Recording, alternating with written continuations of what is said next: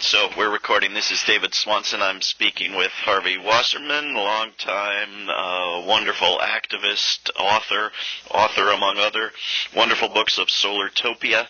And Harvey, you were emailing me yesterday a little bit about success stories. Do you want to elaborate? Well, when we first started the anti-nuclear movement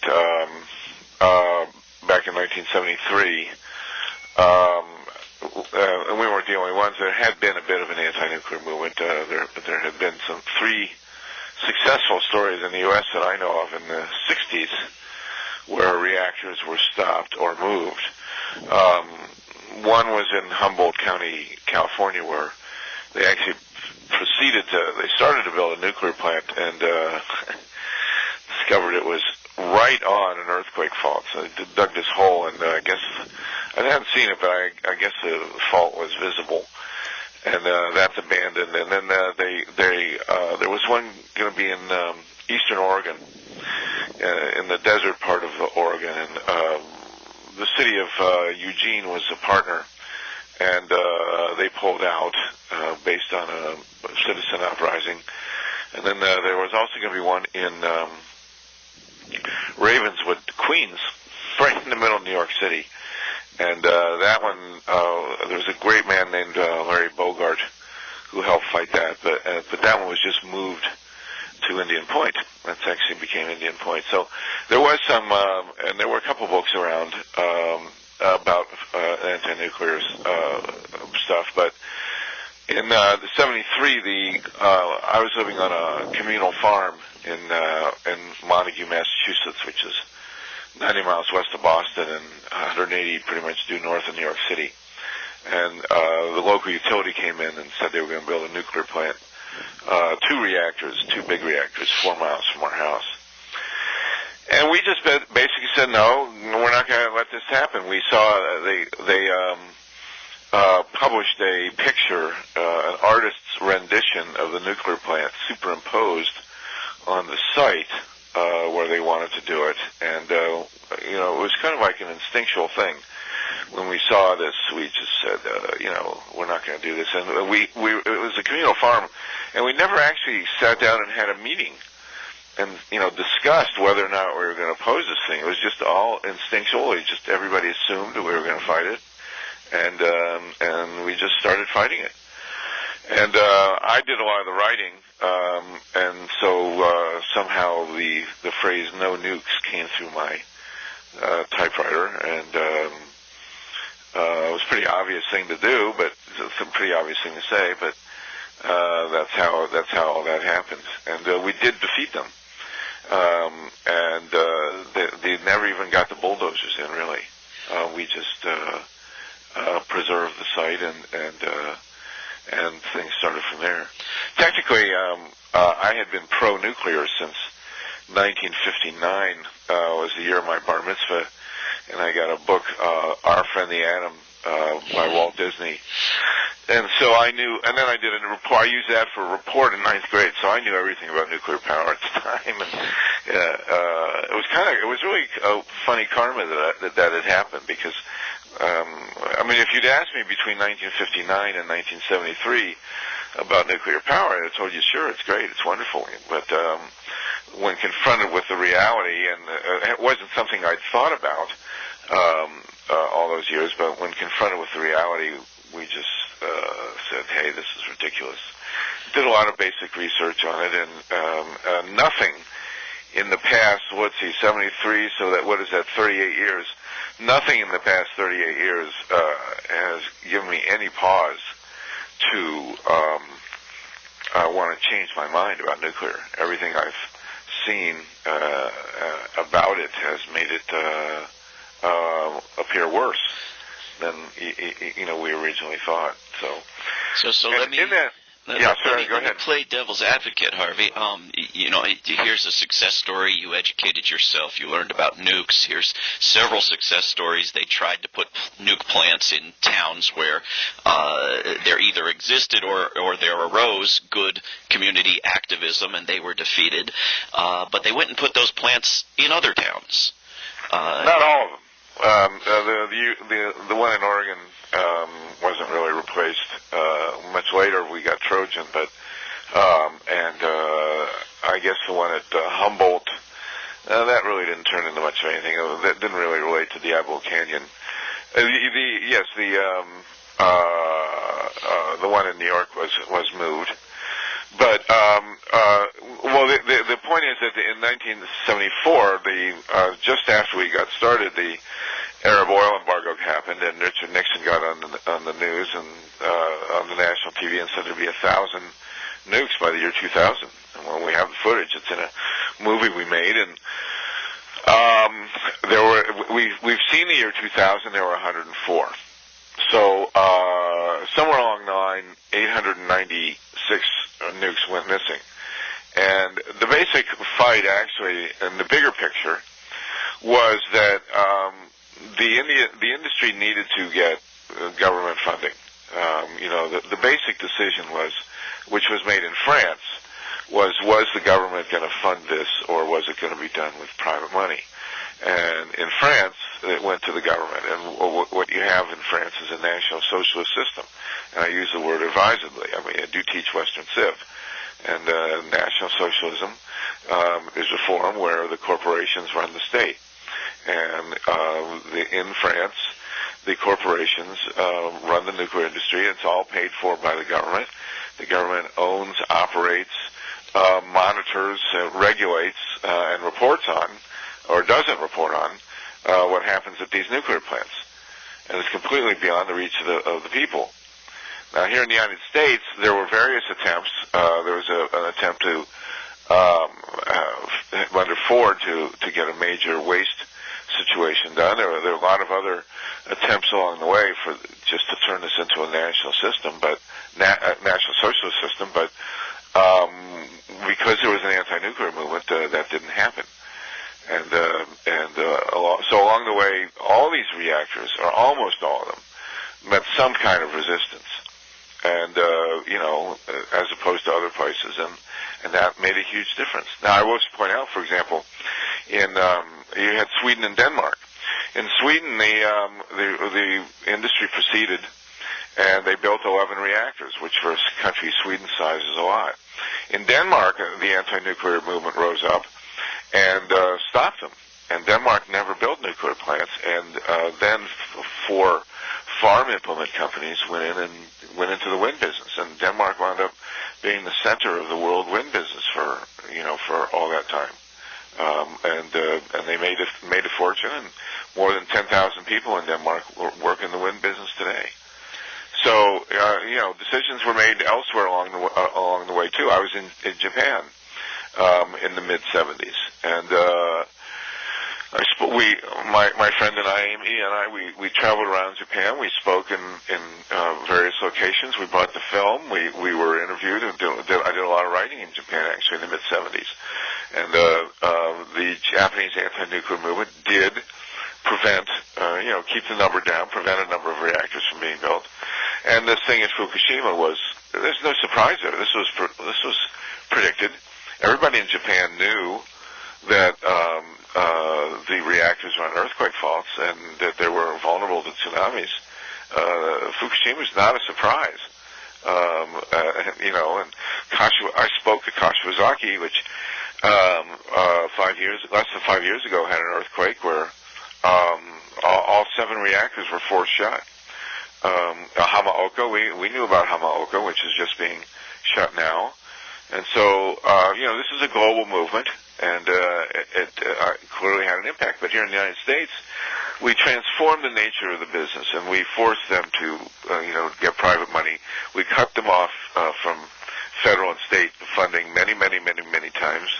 And the list of reactors that were opposed and then prevented from being built is very, very long.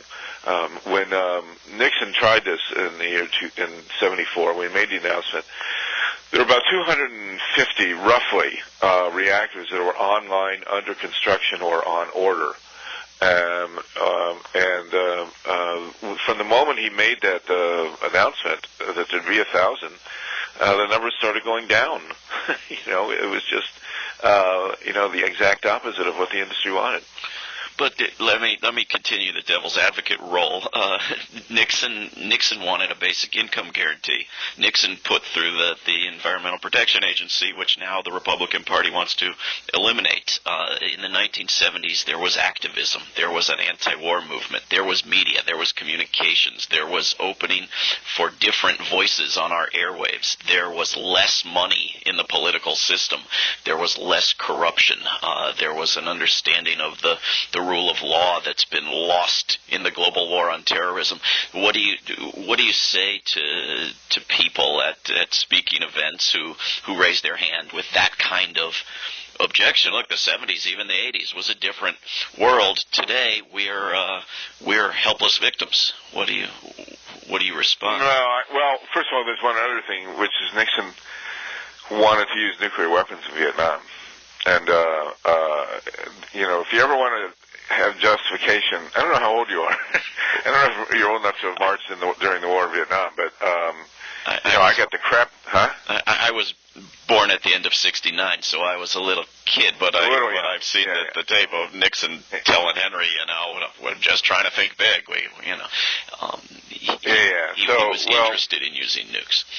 I mean, I got the crap beat out of me twice during the Vietnam War, and we marched, and people said that no, you guys didn't really have any impact on the war. It was all the Vietnamese, and the government did what it did. And if you ever want to see a justification for the marching and the whole anti-war movement, Nixon and his autobiography mentioned that he wanted to use nuclear weapons in Vietnam, but that he couldn't do it because he knew that the anti-war movement would blow up the country. And so, all of our marching, all of our protests were, I think, justified, made, shall we say, tangibly impactful by the fact that we did prevent Nixon from doing that. God forbid. Can you imagine if they had used nuclear weapons in Vietnam? My God, what a different world it would be. So today, we are at the end of empire. There's no doubt. This is a classic situation where you've had a country that, like Greece and Rome and Babylon and the Persians and the Brits and whoever else who've had a global empire and are now on the tail end of it, where you have a government that's out of control. You have a huge gap between rich and poor, getting worse. Hold on one sec. Susan,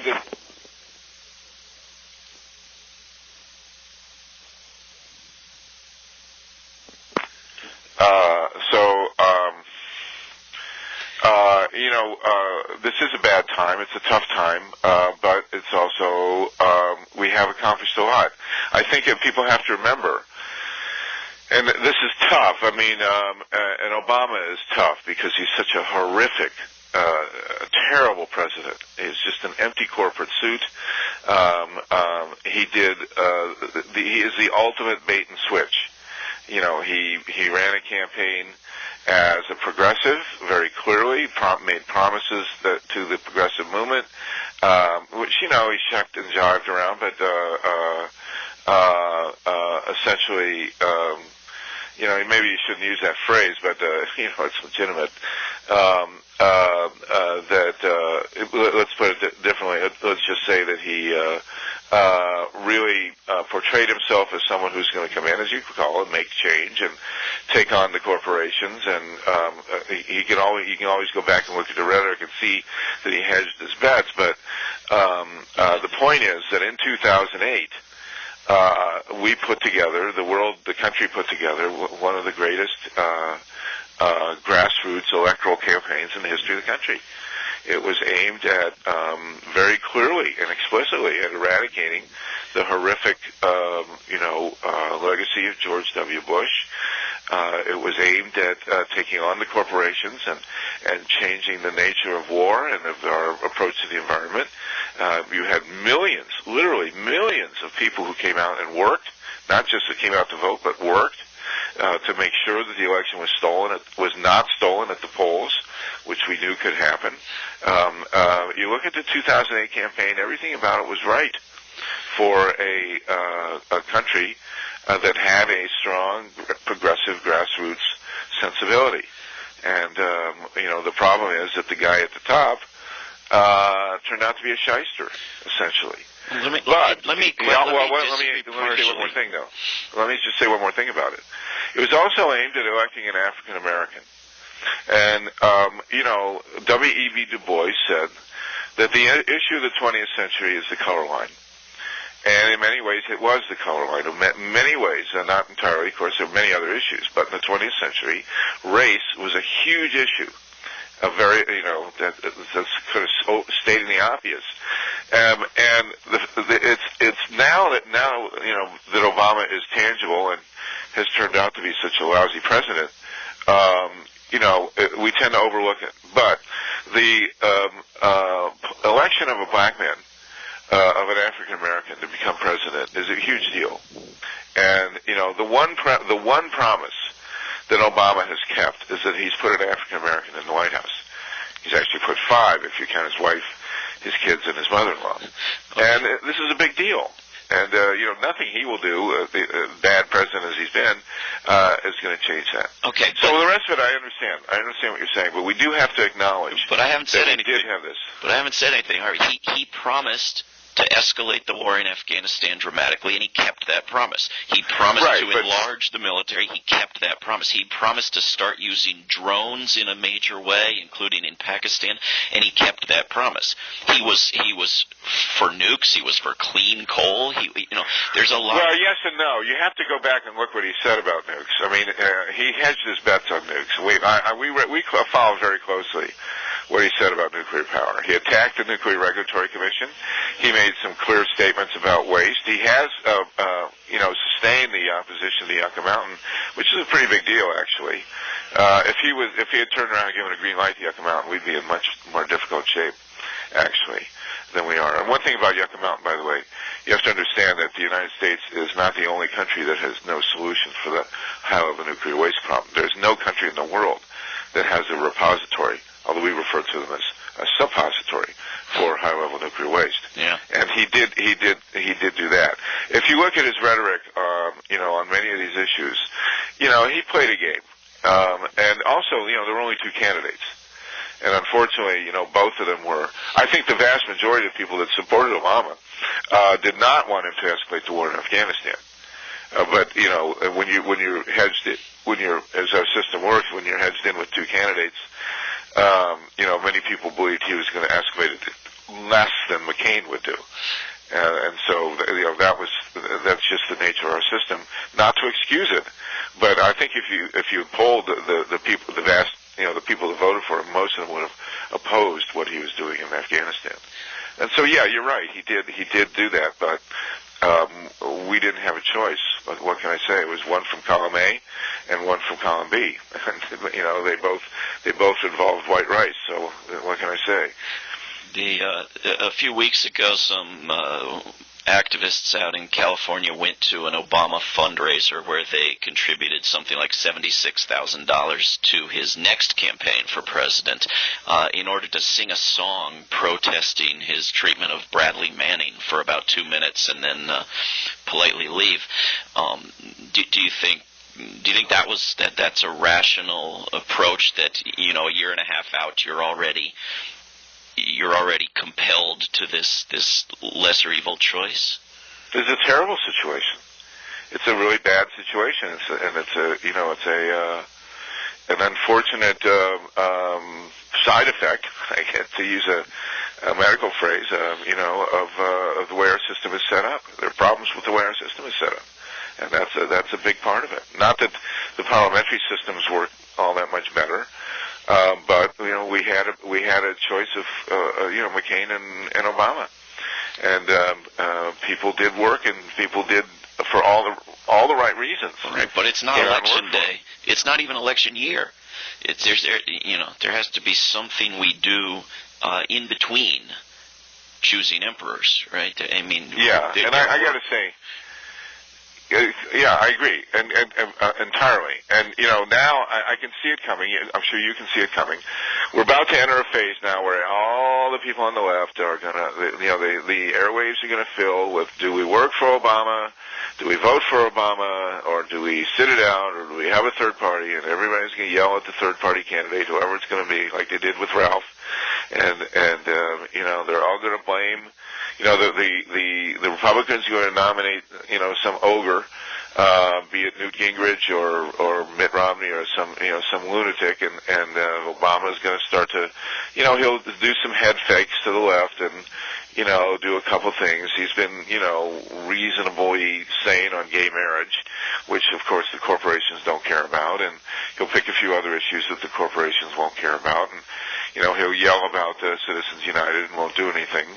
And he'll do all the right moves. The strategy is clear. He's going to raise $1 billion, and he's going to, say and do a couple things that'll divide the left, and everybody in the left will fill the airwaves with passionate articles over why we should or shouldn't vote for him, and it's going to be incredibly boring and enervating, and then the election will be over, and he'll win or lose. I think he's going to lose, by the way, because there's no way in hell that the Democrats are going to carry Ohio. It's just not going to happen. The voting machines are rigged. They have eliminated more than 1 million voters, all of whom are Democrats, in a state with 5.5 million. The only way he carries Ohio is if he gets over 10 points and they can't steal it, or if they figure out a way to get around the registration laws. I mean, what the Republicans are doing all over the country is eliminating people from the registration rolls. And like you say, they've got about 1 million off the voter rolls here, and they'll do it in all the key Midwestern states: Pennsylvania, Michigan, Indiana, Wisconsin. They all now have Republican governors. Florida as well. And these guys are not, kind of your moderate Republicans. These are serious crazies. And I just don't see how the Democrats win, no matter what kind of game they play. And the other thing is that Obama, people are going to, agonize and probably go in most will go in, and the progressives will go in and hold their nose and vote for him, but they won't work for him. People will not come out and work for him like they did in 2008. And I don't think $1 billion is going to make the difference. You cannot replace activists going out and voting. And they will not be there for him in 2012. So the calculation he's making is, well, I'll get the corporate money, but I don't think it works that way. And so I fully expect him to lose in 2012. And what we wind up with, God only knows, because we'll probably lose. The Democrats will probably lose the Senate too. And so then you have the Republicans in control both houses of Congress, the court system, and the executive, not to mention the media. And then we're really deep shit. So seems like an additional argument to drop our obsession with who's the face on the throne and build a movement that gets in the way of whatever individuals are running the machine and advances our agenda at the local and state levels and engages in other pursuits than the presidential competition. Yeah. That's the argument, and I tend to agree.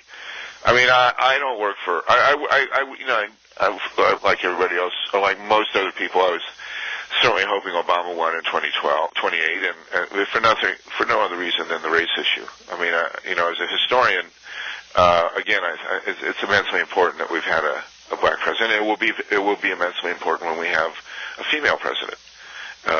That's the next line we got to cross, and then we'll have to have a gay president. Although we've already had one. James Buchanan was pretty clearly gay, but no, of course, nobody wants to claim. The gay movement doesn't want to claim James Buchanan because he was such a miserable president, and the conservatives don't want to admit that he was gay, but it's pretty obvious. I wrote a piece on it called "Our First Gay President," which went around the internet pretty good. So. Yes, it was a wonderful piece, and I'm with you. And this was the first time Virginia voted for the less racist of the two candidates, and it was a black guy. I mean, I get it, but if we go through every iteration, if we go through corporate militarist goons who are female, gay, Latino, etc., through every possible category of minority and abused group, there will be nothing of the planet left by the time we get through the list, right? At some point. Well, yes and no. It depends how much power we cede to the president, and as you've mentioned, do we build a movement? Well, we have a movement. The movement is basically focused. It's an issue-based movement. It's not a unified movement by any stretch of the imagination. The way it tends to work in this country is the people work on the issues that really. About which they're passionate, and it's reasonably effective. I mean, we're still alive against all odds, and so I happen to fall into the nuclear issue. I've been doing it for 38 years. I'd like to do something else. Although I wound up also with the election protection issue, and I teach history, and so I'm involved in other things too. But people who are active tend to gravitate towards the thing that makes them most passionate. And a lot of people have picked local environmental issues and won them. And so we have sort of a quilt, a mosaic of people working out on specific issues. I wish people would spend less time agonizing about who is president, but 2008 was a special situation, and I don't think 2012. I'm not sure people are going to get so wild and crazy about it. I mean, I have to say, if the Republicans nominate Newt Gingrich, which seems to be a high likelihood, actually. He's not Sarah Palin, and I think Obama may have trouble getting people as passionate about fighting off Newt Gingrich as some of the others. Weirdly enough, but and Obama has really been so abysmal that I think people will not quite agonize as much over the presidential race as they would in other cases. And even when people were doing what they did for Obama, they didn't abandon their specific causes. And so, I am not. Let's put it this way: I believe I'm an ecologist and an environmentalist. I believe in the organic nature of the survival mechanism. I believe that our species does react to the stimulus of potential extinction to preserve itself. And so, when we fight on these environmental issues, we fight on social justice issues, when we fight on issues of race and of sexual preference and financial survivability, these are natural responses to an environment that's trying to kill us. And so, I believe as a species, as 6 or 7 billion people operating in concert, that we are an intelligent species that does really dumb things, and the nature of our system and of all these people living together has put forward challenges based on greed and ego and the violent strain in us that threaten our ability to continue to live here, but that we respond to them, and that we have managed to survive this long, and that I think we'll continue to have this horrific, agonizing, excruciating process of barely hanging on by our fingernails, but that we will continue to do that. I wonder what you think the prospects are of some of these movements, peace, financial, environmental, joining forces. Within the peace movement, we're having conversations now about early October, which will be the end of the 10th year in Afghanistan. And we're clearly going to do something in Washington, D.C., whether it's going to be speechifying and marching around or shutting something down for an hour. And many of us are advocating, look, let's go, let's stay, let's not leave, let's do what they did in Cairo, let's shut the city down until they stop the wars and move the money where it should be. And so organizations in the peace movement are asking each other, well, Can we get any environmental groups? Can we get any financial justice groups? Or do we all have to wait until the president's a Republican, and then we can have a really substantive resistance movement? So I think the idea of a mass mobilization in Washington is fine. It sounds great. There's always a tension between continuing to do your local work and coming into Washington for a major event. And people have to give each other space.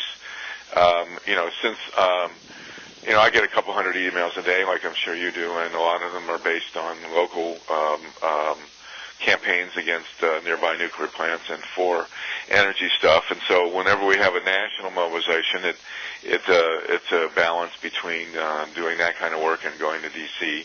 We do need to end these wars. There's no doubt about it. And this is again, not to be too much the historian here, but it's a classic end of empire situation where the people in the Capitol just can't let go of the idea, the romance, the financial interest in conquering the rest of the world. And we saw it in Rome and in Greece, and it's especially tragic in Athens, where they had a golden age. All they had to do was just stop fucking conquering other countries, and they couldn't do it. And of course, the tragic figure is Pericles, who was the great leader of the Athenian golden age, but just insisted on going to war with Sparta and ruined everything, including himself. And he wound up dying of the plague that he brought on by his inability to just get out and stop sending the troops overseas. I mean, the Athenians sent one great. They gathered all their resources and sent this huge expedition to Syracuse, and it disappeared. And no one ever knew what happened to these people, and that's the situation we're in now. I mean, Afghanistan is ridiculous. Iraq, Libya, the whole thing is a nightmare, and it's a military industrial complex that just can't let go. And we have to cut that tie. And how we do it, I don't know. I mean, a big march in Washington, that sounds good. I'm sure there'll be endless debate about it, and then lots of people will go, and it'll have its impact. And marches on Washington have had impacts. There's no doubt about it.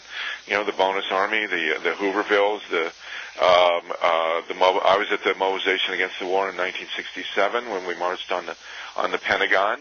All that does have a cumulative effect. There's no doubt about it.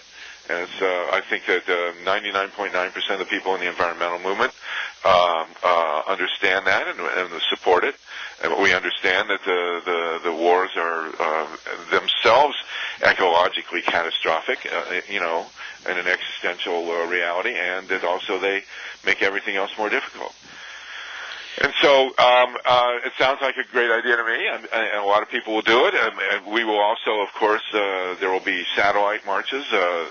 People who have jobs will come out in Columbus and Madison and Little Rock and wherever else to make it a global event. Sounds fine. So let's do it. But it is. But it won't be the be all and end all. I mean, there will be a day after. And then there'll be all the questioning about Obama, and there's still a lot of people that will hold out hope for him.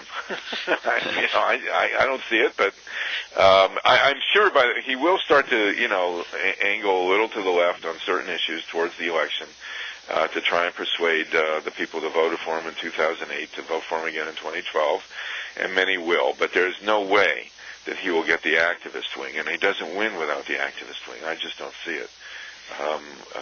So we'll see what happens. The other success story you were emailing about yesterday, other than nukes, was solar and the idea of a solartopia. Can you describe what progress we've made? Well, when we first started fighting nukes back in the 70s, people said, well, what's your alternative? And we said, well, it's renewables. It's wind, solar, tidal, all these wonderful things, which we knew about in the abstract. But they really didn't exist very much. There was a wind business. There was a solar business. But it was nowhere near cost competitive. What we were saying was if we took the nukes, the money that you're going to put into nukes and put it instead into solar, we would get a solar industry. And that did happen in part. And now almost 40 years later, we have reached the tipping point technologically and economically, where it's no longer an abstract argument saying, well, if only we wouldn't build nukes, we could someday have solar. Solar is here. It is cost effective.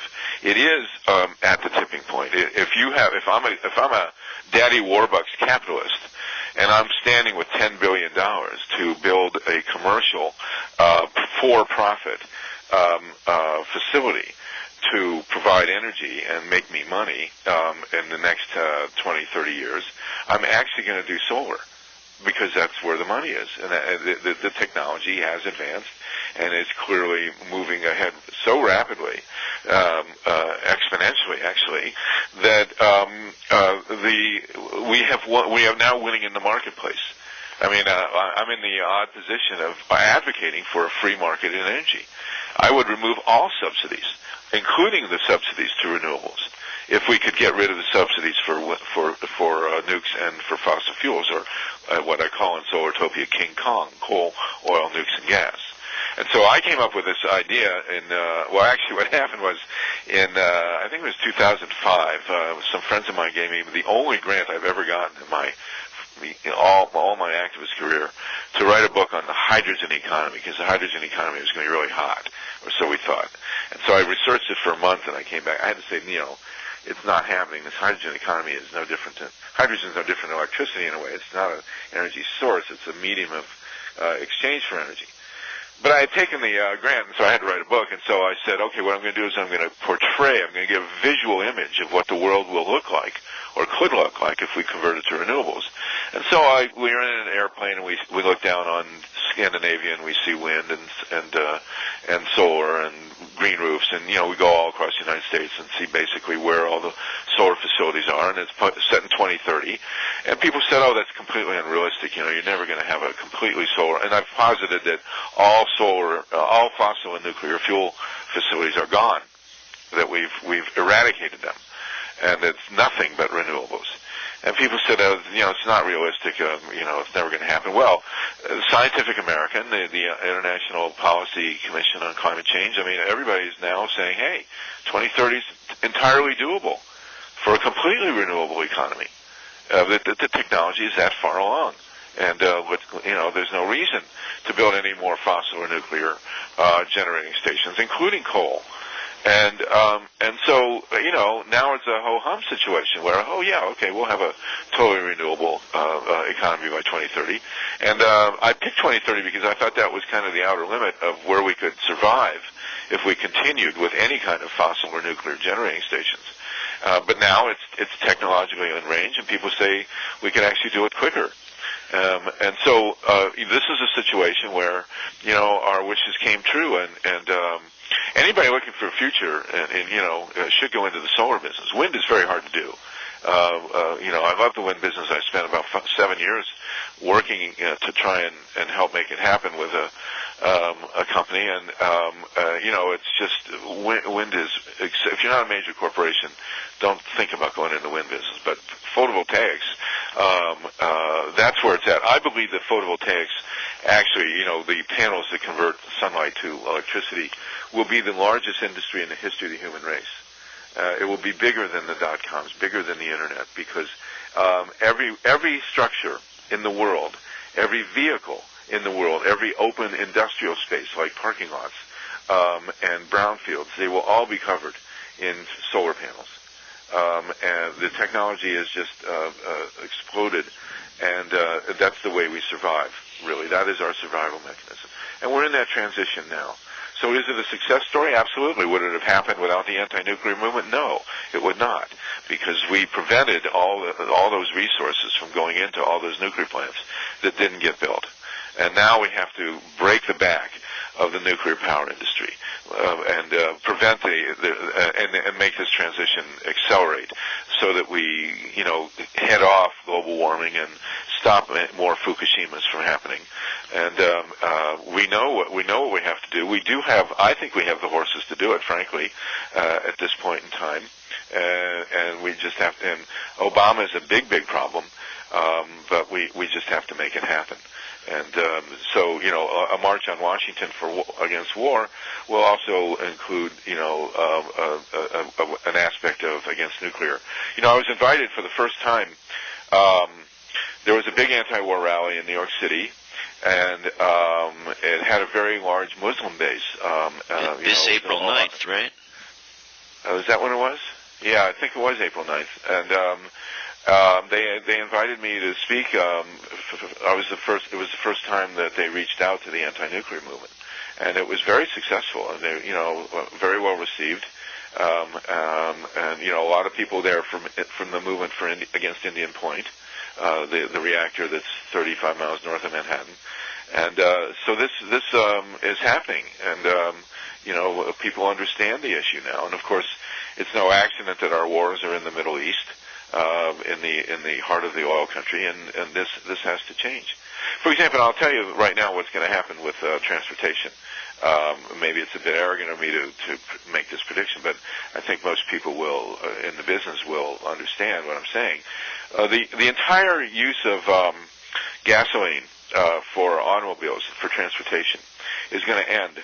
And it's going to end a lot more quickly than people think, because the technology is very clear. Electric cars are much more efficient than gas-driven automobiles.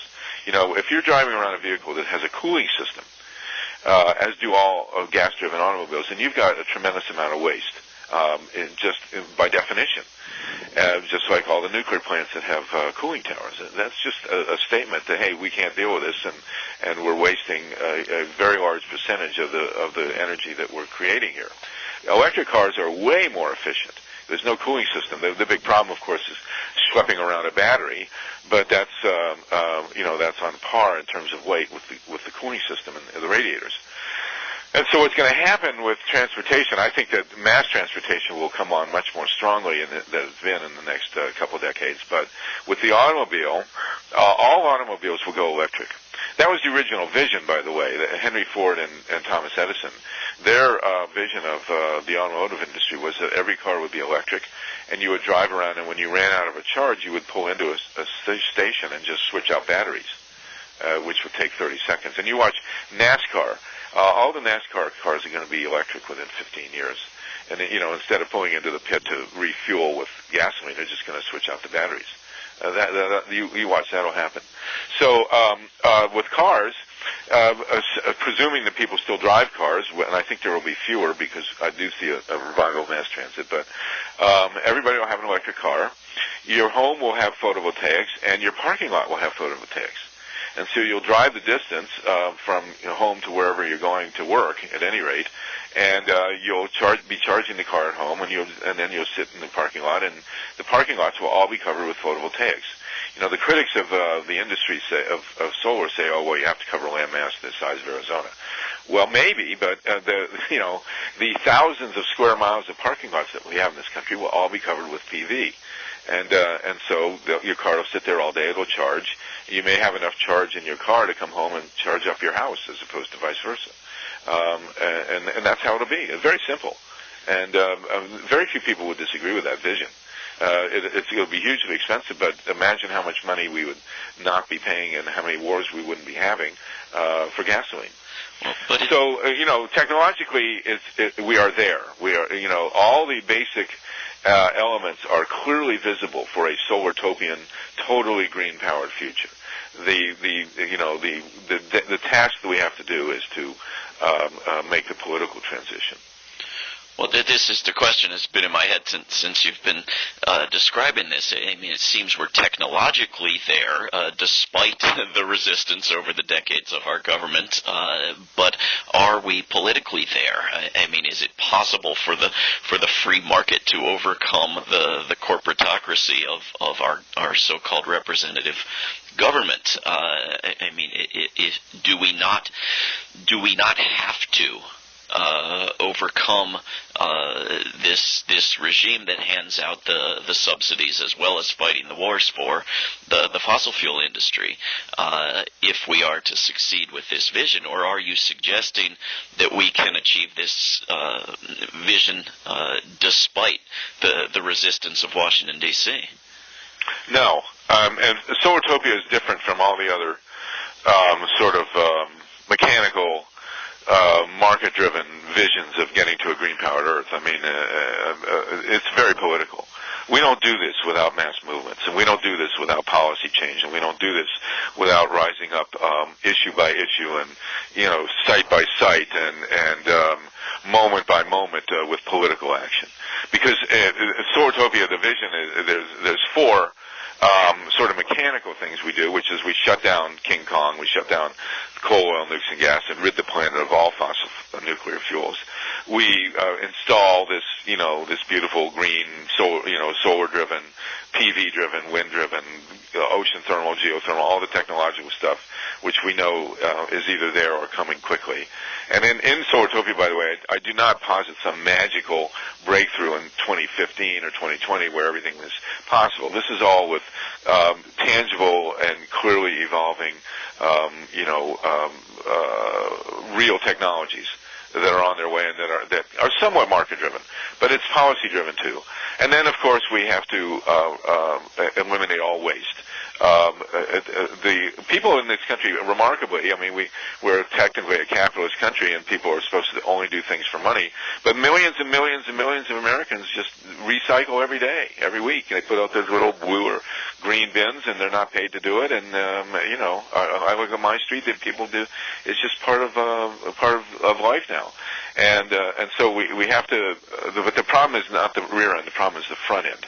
It should be illegal to produce anything in this country that can't be 100% recycled, and actually they do that in Germany, and that will spread. And then finally, all agriculture has to be organic. No more pesticides, herbicides, or chemical fertilizers. That's got to stop. So that's the easy technical fix. But the next step is political, and there are four basic things that we have to do, and we don't survive if we don't do them. And this has nothing to do with the market. It has entirely to do with political action and people rising up. And the first thing we have to do is change the nature of the corporation. The number one problem, the big blood clot in our system, is corporate personhood and the power of corporations, which has been with us essentially since the American Civil War. The 1870s, 80s, and 90s is when the corporations took hold, and they've been in power ever since. And it's a global phenomenon. Certainly started here with Standard Oil in New Jersey, but corporations are not people. They don't have human rights. They cannot have, and they do have must have human responsibilities. And when the original corporations, at the time of the American Revolution, there were 6 corporations in the United States, and they were all state chartered. And they were very restricted in the business they could do, and they had other responsibilities in addition to making a profit. You cannot run a planet that's survivable where the dominant economic institutions operate only on the profit motive. And we have a situation where it's actually illegal for corporations to do anything but make profit. I mean, if a corporation is confronted, the management of a corporation is confronted with a situation where they can do the right thing for the planet but will lose money doing it, they can be sued if they do the right thing for the planet. And that we can't have that structural situation in place. And so, the essential corporate charter, and I have to credit Richard Grossman and the Congress on one of those, they're acronymically challenged, Committee on Corporations, Law, and Democracy, is sort of what it's been called, POCLAD. Project on Corporations, Law, and Democracy. That's what it is. And they raised the issue. Richard raised, in a brilliant pamphlet a couple decades ago, I think, raised the issue of corporate charters, and we have to look at that. The nature of the corporation is the core problem that we face, and it has to be. People say, well, I say you got to start by changing the corporation. They roll their eyes and say it's not possible. It is possible. It has to be done. We don't survive if it's not done. The essential nature of the corporation has to change. And that's the single largest and most important structural problem that we faced as a species to survive on this planet. And so, the profit motive will not allow us to continue to exist on this earth. And so that basically has to be done. And it's the biggest and toughest and most important challenge we face, and we will just have to do it. Well, the second thing is to... Well, sorry? Can we sort of specify how we do it? I mean, educationally we can do it. We can convince people of it. But it seems that we have to either impeach and unelect and persuade judges to start reading the English language as if it's the English language, or we have to go in and amend the Constitution of the United States to specify that persons shall be persons and corporations shall be corporations, and the two are not identical, which, seems obvious, but we would have to actually rewrite the Constitution. Yeah, so we'll have to rewrite the Constitution. Okay. It'll take a constitutional amendment probably, or something on that scale to do it. But although we could do it state by state. I mean, and there are the strategy for changing this is just starting to be worked out. There are people who are proposing various legal remedies that would change the nature of corporation. I don't know exactly what's going to work. And these next four things, these big political changes, people say, well, how are you going to do that? How are you going to win? And there's one of my favorite lines from one of my favorite movies, Shakespeare in Love, is they keep asking this guy, played by Jeffrey Rush, how does this happen? I don't know. It's a mystery. And so it is a bit of a mystery. We're walking into new territory here, but clearly the problem is identified. The problem is the legal requirement that corporations do nothing but make money. That is not sustainable. And so, all these gargantuan mega corporations, General Electric, Westinghouse, General Motors, all these other companies have to have a structural requirement to do something other than make money. And we haven't figured that out yet. It's going to be an interesting process. It's going to take a while. So we don't have an alternative. That's one of four things you said we need? Yeah, the next one is to eliminate war. And I saw there was a discussion there between Chris Hedges and somebody else. I can't remember the other person. Paul Chappelle. Yes, and people think that war is an inherent part of our nature. I'm not convinced. I think that war is the ultimate ecological destroyer. As Ben Franklin said, there's never been a good war, there's never been a bad peace. And I tend to agree with that. You look back on the 20th century, you look at the Nazis, you look at this and that, you can get into a whole debate, and it's of interest. But we're in the 21st century now. I don't see any prospect in this planet for a good war, and for a war that makes sense, for a war that is sustainable. And so, these little wars against these evil dictators that all happen to be in the Middle East, come on. What are we talking about? Is Saddam Hussein any worse than 20 other people around the planet who aren't sitting on oil? Well, so this is the solution. War is not sustainable. That's the basic reality. War is not sustainable. And we as a species have got to find a way to eliminate it as a phenomenon. And I think it's quite not only possible but necessary. Again, we're talking about the survival mechanism here. Our species, with 6, 7, 8 billion people on this planet, cannot sustain war as a phenomenon. But that we need to do things to survive, and that people work out their performances in Shakespearean plays and they don't know how and call it a mystery, doesn't guarantee that we do the things we need to do and survive, right? It may be that we die. And there are people who think it's already too late. I don't know at what point you think it will be, too late, but there's not some sort of guarantee that we make it, is there? Well, as someone who grew up on Disney movies, and I have 5 kids, so I keep having to watch Disney movies, and they always have a happy ending. So, what can I tell you? This is the real world. This is not a Disney movie. I mean, what? Well, yes and no. I mean, but you have to look at our lives. I mean, my life. I guess I've been just spoiled rotten. I mean, my parents were wonderful people. They were Kennedy liberals. They were actually born. Both my parents were born within a mile and a year of John Kennedy in Boston, and so in 1918. So we grew up with the Kennedy idea. In 1962, I was 15. I went to my first demonstration, and we tried to desegregate a roller rink here in Columbus, Ohio, and by God, we did it. There were 3 of us, and we had a demonstration, and we got covered, and the roller rink caved in. And, I've been spoiled ever since.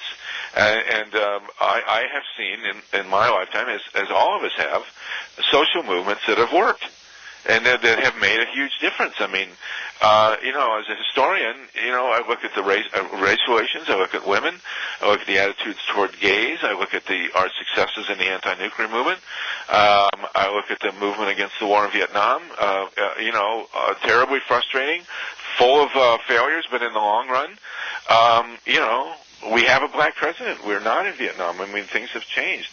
Things are terrible in many, many, many, many ways. There's absolutely no doubt about it. But if where the United States now is entirely predictable. We are, at the end of empire. It's always ugly. It's always nasty, and the corporations are killing us, and the military is killing us, and all these terrible things are happening. And at the same time, we are winning quite a few battles. I think it's impossible to overstate, by the way, the impact of the transition to renewable energy. It is a huge deal, both not only ecologically, but financially, culturally, spiritually. It is a tremendous thing. As I also feel about the Internet, by the way. I think the Internet is an immensely positive force in the long term, and that it does change. It has changed things, and will continue to. And so, am I optimistic? Well, it's my nature to be optimistic. There are people who are born optimists and born pessimists. Thankfully for me, luckily, I'm an optimist. And I've never seen a viable use as an organizer for pessimism. I wouldn't be an organizer if I was a pessimist. How can you be an organizer and be a pessimist? It doesn't make sense. Well, so I do want to get on to the other 2 things we need to do, but I have a concern with being dependent on optimism, because some people are not perpetual optimists by nature. Some people need to see successes and be constantly reminded of successes and be shown that we're very likely to succeed next month before they'll be an optimist. But unless they're an optimist, they won't do anything.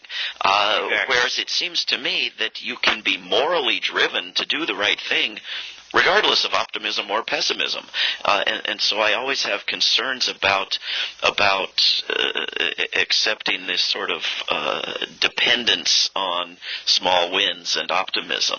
I don't know how you. Well, I agree with that. I think the moral force, even for people who are pessimistic about the outcome, the moral force is absolutely essential, and we couldn't win without the pessimists. There's no doubt about that, and certainly people who are pessimists are essential to developing a critique. We wouldn't understand how bad things are if it weren't for the pessimists. I don't see a rosy present. I see horrible injustice and things that are deeply, deeply, deeply depressing. About the way things are going and what's happened. You can't be a Fukushima. You can't experience a Fukushima knowing what we know and go dancing around the block. These are tough things to digest. I teach the Holocaust, for God's sakes, and so but I have seen victories. I do see victories all the time. And listen, I'm a Red Sox fan. How can you be a Red Sox fan after 86 years and not have suffered tremendous angst? What can I tell you? And a University of Michigan fan. We always manage to pull defeat from the jaws of victory. So, there is a balance, and I think the essence is in the balance, frankly. That you have to know how bad things are, but also believe you can win. And that's the balance to find. That's the balance between the optimists and the pessimists. We're not unrealistic about how serious the situation is and how awful things can be. But on the other hand, if you didn't think you could win, why go out? Why bother? Unless you're just into it for the fun of the game or the need to do the game, and that's fine. How can I not be a pessimist? How can I not be an optimist and still believe that the abolition of war is possible? And I think it's possible. I think it's possible because it's essential to our survival. Maybe in the 20th century there was space enough on this planet for a certain number of wars, and they were awful and all that stuff. But in the 21st century, wars will ultimately be our demise as a species. And that I don't believe we will stand for. I believe that there is a collective consciousness, and the collective consciousness is continuing to dictate that we do certain things to survive, and among them will be and is now the abolition of this phenomenon called war. Part of it is the reality of the internet, that we do have a way of communicating with everybody on Earth simultaneously, and part of it is the advent of the ability to do things in harmony with nature. And so here we have a situation, and let me get to these other 2 points. How many people do we have on this planet? What's the solution to population? The population explosion. Do we have too many people? Well, when you say you have too many people, you have to ask, well, who's the too manyth person?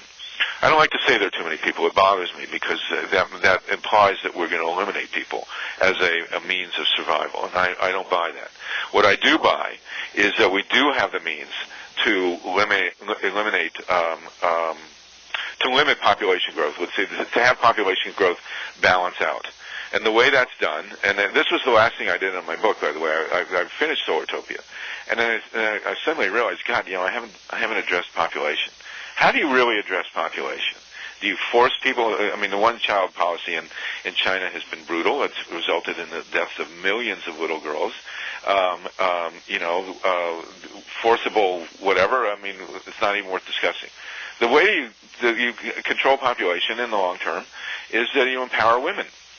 Women, all the countries where women are equally paid, equally educated, and have their equal rights, population plummets. Women, generally educated women, women with control of their lives, who are not dominated by men and not essentially facing forcible rape and reproduction, want to have a couple of kids and that's it, or none at all. And you look at Italy, you look at, ironically, a Catholic country, Quebec, places where women have risen up and have their, not quite equal, but close to equal rights, and are certainly getting there. Population drops all over Europe. Now, it's dropping in Russia, but that's, I think, because of Chernobyl in part. But it's very clear, and actually it's become an article almost of faith, is that, we control population by empowering women, or not empowering them, but allowing them to have the power, getting out of the way and letting them have the power they deserve. And, the line that I think works is that, the mothers of the earth will be in harmony with Mother Earth, and that they will decide in a natural way the correct, the right, the sustainable number of human beings on this planet. I actually don't think we're going to get to 10 billion people. I think that the empowerment of women will proceed, and that population will level off, and we'll find the right number of people that the earth can sustain. And that's how it will be done. I don't see any other method, any other modicum of, certainly, of course, sex education, the availability of contraception. Abortion is actually the least of it. The abortion, the number of abortions is lower in states where it's legal, because those states also tend to have sex education and availability of contraception. It's contraception and education that are the number one ways to avoid abortion. It's really ironic, and these with the right wingers here. Oh, we got to make abortion illegal. Well, if you want to avoid abortion, support Planned Parenthood. Margaret Sanger did more to avoid abortions than any other person on earth, because she made it. She spread birth control. That's the way you do it, and I think that's going to be common accepted knowledge, and that's how population ultimately will be controlled, not by war, not by forcible population control, but by the empowerment of women. That's how it works. Hopefully, women will also be less warlike and more inclined to support the environment. The jury's still out on that, but I'm optimistic, especially as a guy with 5 daughters. What choice do I have? So, so that's stuff. That's actually the last step. The in-between step, to fill out the 4 political sides of Solartopia, is democracy and social justice. Inequality. Well, let's put it this way: poverty is not sustainable. I don't mind having people who are rich as long as they behave themselves decently and don't, wreck the planet. But if people want to be rich, fine, be rich. But nobody should starve. Everybody, by virtue of being human, has the right in a solartopian world to food, clothing, housing, medical care, education, and transportation. These are essential human rights. And they are also the key to a sustainable planet. Nobody is going to. It's not human nature to accept being impoverished for long. People do it, but in the long term, people will rise up. And so it should be an article of faith, as it is for many people around the world, that by virtue of being human, you are supported. And you have a right to dignity, to a decent life. And once that's sustained, and I think the great spokesman of that is the most famous American that nobody's ever heard of, who's Eugene V. Debs, the great leader of the socialist movement in this country, who's my personal hero. Once human dignity is assured, and once people are supported, then we will have the kind of society that we need to sustain ourselves on this planet. And with social justice comes democracy. They're inextricably linked. And the current nature of our system in this country demands that we do this little thing, which is to get rid of electronic voting machines. I know it sounds like a small, bothersome detail, but the fact is that electronic voting machines are perfectly designed to steal elections. And the only sustainable, reliable method of doing democracy in the modern world is to have universal hand-counted paper ballots and automatic voter registration. These voter registration drives are sad. Everybody who's turns 18 in the United States should be automatically registered to vote. And, I don't go as far as Australia does and require people to vote. If you don't vote in Australia, you're fined. You can actually, in some cases, go to jail. But I'm not sure I go that far. But everybody who's 18 should automatically be registered to vote. And the hand-counted paper ballots, I think what we should do is have voting over a weekend, Friday, Saturday, Sunday, Monday. And then so the working people can come, and then on Tuesday, all the kids get out of school, and the high school and college students, and they come and count the votes, and they can work the polls too. And so I do believe that democracy and social justice are the major missing link in getting to Solartopia, and without that, as part of those four major political and cultural steps, we don't get there either. Sounds like a good vision to me, and of course I loved the book. On the other hand, paper ballots is sort of a technology that we've been able to achieve for a while now, and we aren't getting there. Well, when they do it, no, we have them in. There are a few places where we have. Of course, in Germany, Japan, Canada, Switzerland, they have paper ballots. And in Germany, for example, the vote count is usually within 0.1% of the exit polls, and so it's remarkably accurate. But we are in a bad situation here in this country, especially talking here from Ohio. I mean, it's very, very corrupt and lethal. It's a major problem that we face. These electronic voting machines are just, they're the perfect joke for a true cynic, is to have people pushing touch screens and expecting their vote to be counted. I mean, it's ridiculous. And it's, in Ohio, the Secretary of State has the power, the leisure, the privilege on election night of taking about 10 minutes or less and just making the vote count whatever the hell he wants it to be. We have a white male millionaire Secretary of State in Ohio, and he will decide if he wants to on election night in 2012 who carries Ohio. He can do it in 10 minutes. Well, you used to have an African-American one. Didn't help much. No, he was worse. So, it's a sad situation, and, that's something that we're going to have to get over, but, and the same thing with social justice. You cannot sustain a society where you have, people walking around like Donald Trump, who may not have any money, by the way, while you also have people, sleeping under bridges.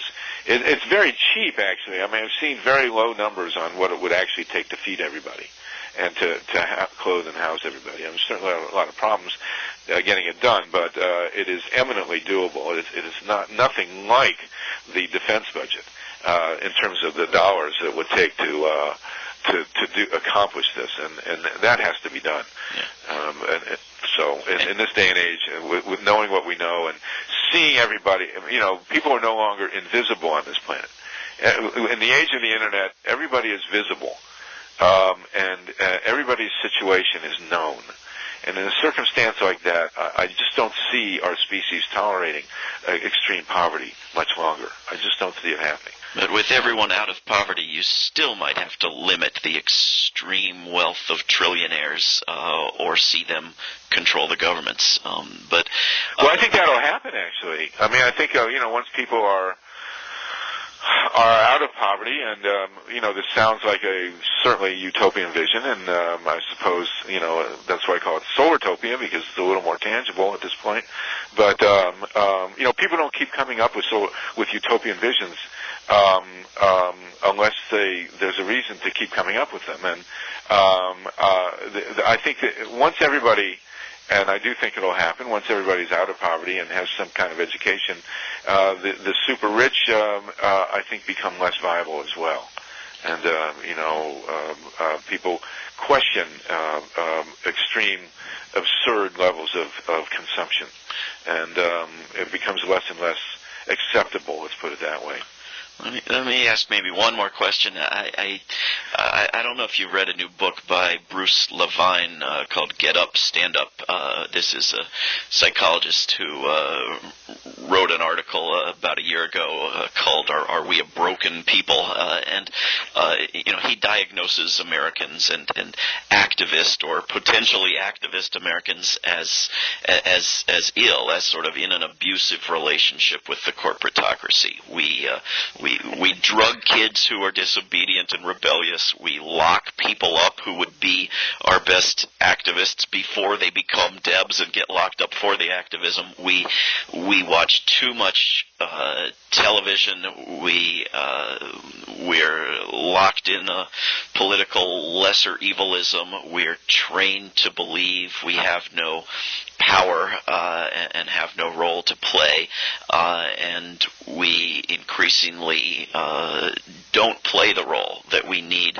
Your view of American activist life seems much more positive. Do you think that there are systemic fixes needed to get people to understand their role as more than voters and consumers, or do you think it will come around as needed? The answer is yes. I mean, yeah, we have to have, it's no accident that they're going after the educational system. An educated people is a dangerous people. And so the right wing, the conservatives, although I hate to use that term to describe them, the corporatists understand how important it is that they gut the educational system and not allow people to be taught that they can stand up and make a difference. And so, these guys in Texas want to take even Thomas Jefferson out of our books, for God's sakes. And you being in Charlottesville understand, the dual nature of Thomas Jefferson, but it is a very, very difficult problem to do this and to keep people understanding that you can make a difference. But, in a certain sense, I hate to say it, but that's the beauty of Obama, because people did rise up in 28. It was and it was the same thing with John Kennedy in 1960. Kennedy, disappointed huge numbers of people. Much of what's said about the corporate nature of Obama was said about John Kennedy and his 1,000 days there, and that he had sold out his base. But the fact is that the people rose up, and I remember, I am old enough and you are not, to remember the campaign of 1960. It was a big deal. I mean, I caught tremendous flack for wearing a Kennedy button in my high school here in Columbus. and at a high school that's now all black. But it's always a difficult situation to sustain the belief among people that you can make a difference when they're confronted with a gargantuan structure that is designed to, in every way, shape, or form, say you can't make a difference. But somehow cheerfulness seeps through. There's a great line. Leonard Cohen has a wonderful live album. Have you heard this live in London by Leonard Cohen? I don't think so. Oh, it's spectacular. You really should get it. It's a video, but it's also a CD. Okay. Here's Leonard Cohen. He's 76 years old, right? And he's been a Zen guy, and he lost all. I guess somebody ran off with all his money, so he has to go out on tour. I mean, how many 76-year-olds are out on tour? And he does. It's an incredible piece, and he has this one line in there where he said he studied for years and years. He took Prozac and he names Wellbutrin, and he names like every antidepressant. And he says, and he also studied studied all the major religions, but cheerfulness kept seeping through. And and then he also has a great line. He says, "There's a crack in everything. That's how the light gets in." And so my feeling is that, okay, these guys are going to be corporate. They're going to, they're going to do everything they can to gut the educational system and train us that we can't make a difference and that everything has to be the profit motive. And look, you elected this guy Obama, and look what he turned out to be. And but I believe essentially that we're irrepressible as a species, and that sooner or later, like I say, the survival mechanism breaks through. And the point of Obama is, okay, everybody went out and worked, and we did this, and people believed, and maybe deluded ourselves, but what choice do we have? And nonetheless, we did succeed in finally putting an African American in the White House. And as a historian, I look at these charts on the wall, and I see all these white guys, and then all of a sudden, boop, there's a black guy. Hey, something happened. And then there'll be a woman. And so, okay, that part of it we are succeeding. And we also had this movement in 28, okay, and people did rise up. And so the outcome hasn't been what we wanted, but maybe it's more important that people did rise up. You can't underestimate the power of the movement in 2008 to put him in the White House. And that movement, that momentum still happens. A lot have been written about, okay, Kennedy was a terrible disappointment, but, all those people rose up, and there was this revolution of rising expectations. And so we still have this momentum carrying over, this rising expectation. And those of us, many people who believed that this was a harbinger of change, Obama, the wave sweeps over Obama. The wave is more important than Obama in the long term. And that's what we'll live with. And so, there was an expectation that arose. He's been a disappointment. It's taken time for people to digest that. But we still have to accomplish what we intended to accomplish with or without Obama. These are essential things that we have to do. We do have to preserve the environment. We do have to have social justice. We do have to end these wars. And that was the agenda. And, okay, Obama's not going to do it, but we still have to do it. And it would have been nice, and how easy it would have been to have a president, who was going to do all of these things for us. But that's not going to happen, obviously. And, so that's what I felt most profoundly, by the way, when Bobby Kennedy was killed. That was the message. I was a little young, a little not quite there when John Kennedy was killed. I remember the day, and I was a freshman in college. But when Bobby was killed, major things had happened. And it ended the idea for a lot of us that we could elect a president and things would change. Had we elected Bobby, would he have ended the war? I don't know. But, all this stuff we hoped would happen, that was the end of it. So, entering the race with Obama, to me, and it may be, I'm 65 now, so a lot of people my age said, okay, well, this will be interesting. We'll work for him. We'll get him in there. But what's important is the agenda, not him. And that's what people have to understand. And so I hope we don't all beat each other up again in 2012 and have these endless debates. Are we gonna vote for him? I mean, to me, election day, I vote and that's it. But the 10 minutes before and 10 minutes after, I'm doing working on the issues that I work on. And I think we can save ourselves a lot of hassle. Just agree to disagree about 2012, and do these marches. Do the march in Washington. I think it's fantastic. Do the sit-in. But the next day the troops aren't going to come home. But we'll move the pendulum that much further, and it'll be successful as long as everybody keeps of good cheer and doesn't beat everybody up. The problem with these big events is when they get too divisive, and of course there are people out there having experienced FBI infiltration in an organization that I was in, at least one. We're 100% certain this is one of those conspiracy theories. It's true. Do you have time? Do you want to hear the story of the Liberation News Service? Sure. Well, this is by way of discussing divisions that occur when big campaigns happen. A giant march on Washington where people come and don't leave. It's a great thing. It sounds fantastic. It will be, there will be divisions and there will be tensions, and it could all blow up and people will say, "Oh, this was terrible." But that's not the mindset.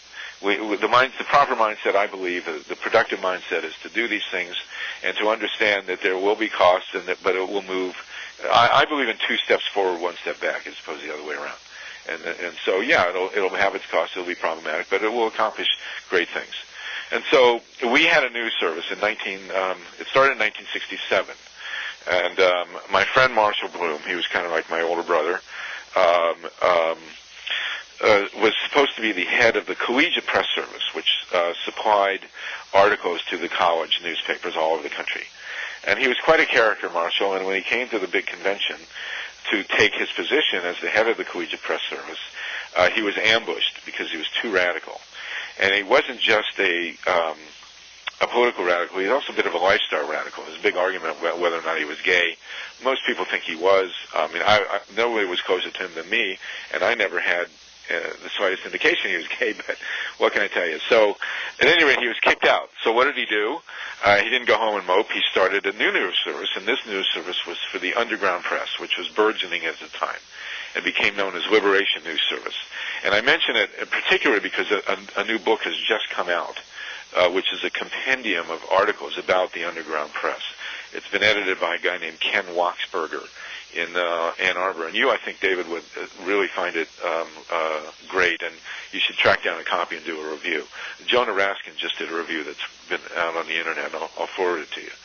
So we had this wonderful underground press. Everybody, all these people around the country with a nickel went out and started printing newspapers, and they were fabulous. And that's where a lot of the real news came from during the Vietnam era, was from the underground papers. And we had this thing, we were sending out mailings, we were writing and sending out mailings to about 400 subscribers. And we became very, very popular. We were written up in Time Magazine, and, everybody knew Liberation News Service. And then we were infiltrated. And there's no doubt we were infiltrated. We've seen the FOIA documents in the 70s. J. Edgar Hoover personally, as part of COINTELPRO, ordered the news service destroyed. The infiltration was not for informational purposes. The infiltration was to explicitly destroy the news service. And so what they did was they created a factional dispute in the news service. And there's no doubt that there are FBI agents on both sides of the dispute.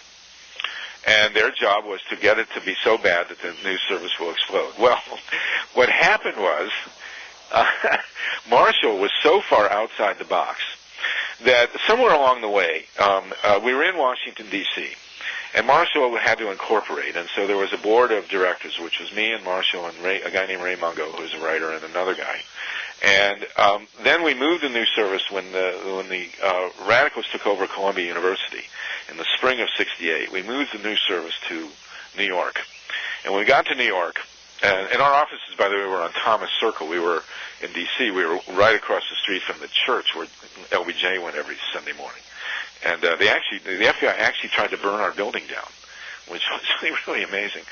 So when we moved to New York, we found ourselves in a hopeless faction fight. And this was a pessimist's dream here. I mean, it was absolutely enervating. Anybody who could, we had no structure, so anybody could literally walk in off the street and be part of the news service dialogue. And it got to the point where it was completely hopeless, and clearly the news service was going to explode. But Marshall had gone to Amherst College, and in the middle of all this, we got the use by personal okay from George Harrison to use this movie, The Magical Mystery Tour, which they made as part of the album. And we set up a film showing at the Fillmore East in the Lower East Side, and we took in about $5,000 in cash in advance ticket sales. And Marshall, in the middle of one of our horrifying, endless factional meetings, which was going nowhere and driving everybody crazy, Marshall took me and Raymond in a side room, and we had a board meeting. And we decided, unbeknownst to anybody else, to move the news service.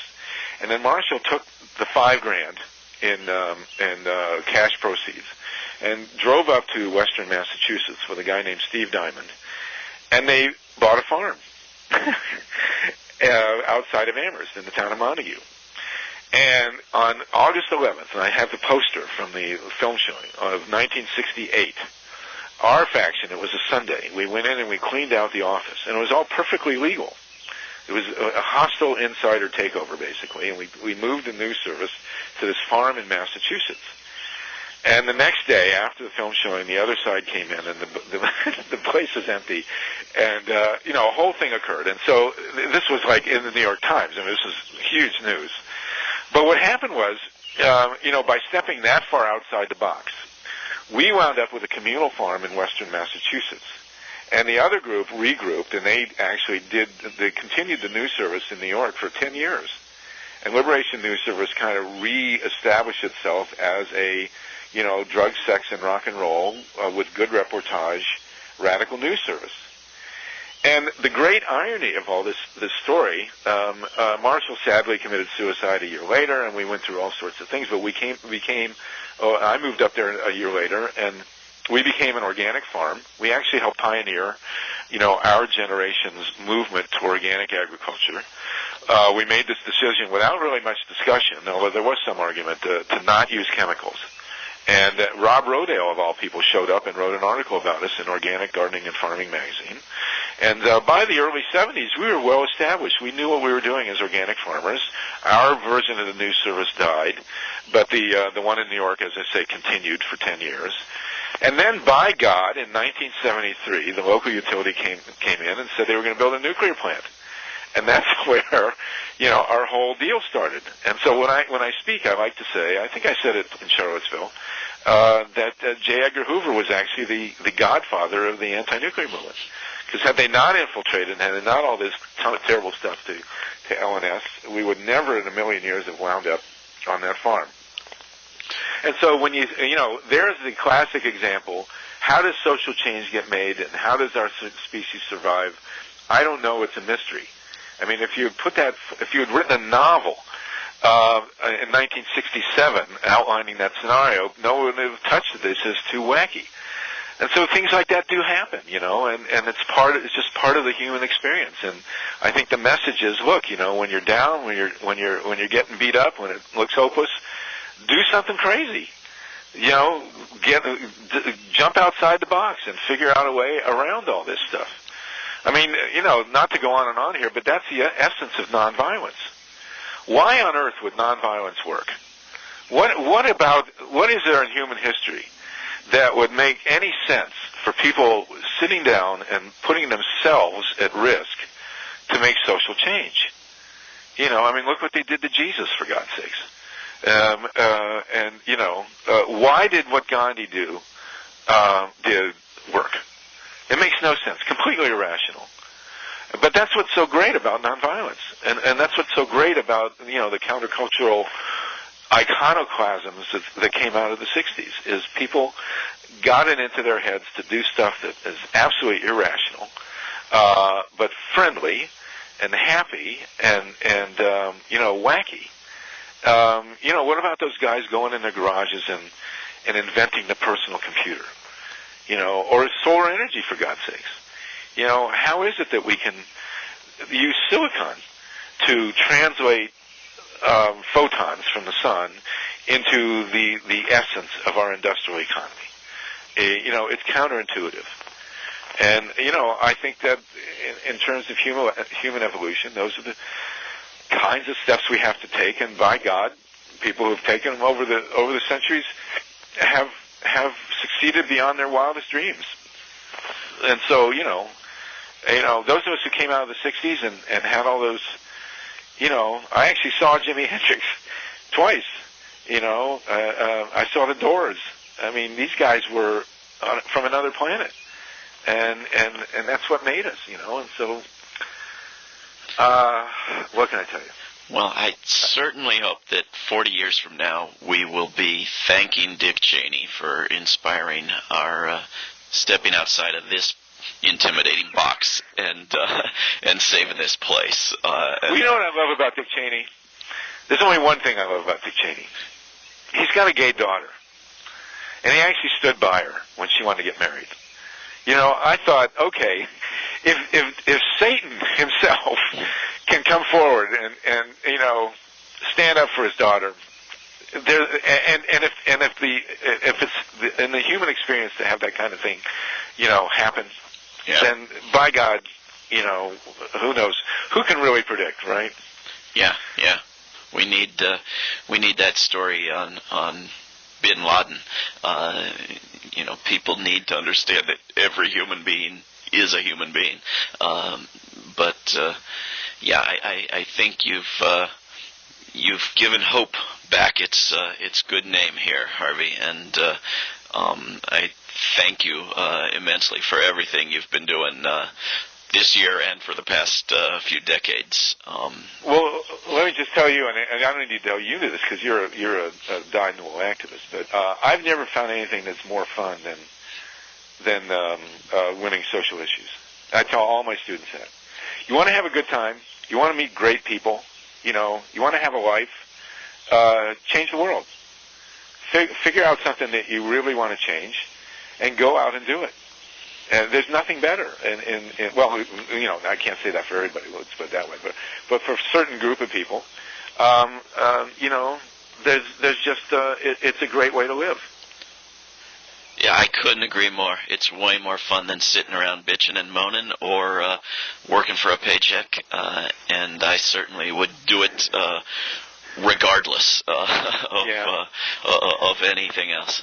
There's well, you know what A.J. Musty said about being an activist. He says the pay is lousy, but the work is steady. There's a good supply. Yes, indeed. Yeah. All right, brother. Harvey Wasserman, I think your stuff is great, by the way. Your writing, your perseverance, your writing style is great. You're easy to read, and which is essential, by the way. One of the things that Abby taught me was never, ever be boring.